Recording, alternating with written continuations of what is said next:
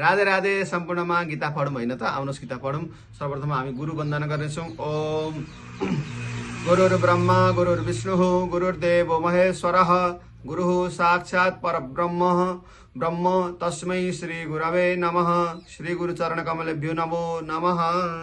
साथीहरू म प्रत्येक दिन गीताको श्लोक हाल्दैछु। त्यसकै क्रममा हजुरहरूलाई मैले एक अध्याय पहिलो अध्यायको सम्पूर्ण श्लोकहरू सुनाइसकेँ। अब दोस्रो अध्यायको मैले हिजो पहिलो श्लोक पनि पढेर सुनाइसकेँ। अब हजुरहरूलाई म दोस्रो श्लोक पढेर सुनाउने छु र अर्थ पनि मैले हिजै पनि भनिसकेँ होइन। अब बिहिबारदेखि अर्थ पनि सुरु हुनेछ र आउनुहोस् जानु अब दोस्रो श्लोक दोस्रो अध्यायको दोस्रो श्लोक है त। ओम श्री भगवानुवाच कुतस्त्वाकस्मलमिदं विषमे समुपस्थितम् अनार्य दुष्टम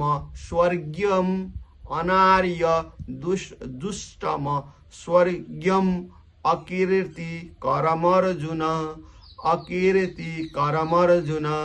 हस्त राधे राधे।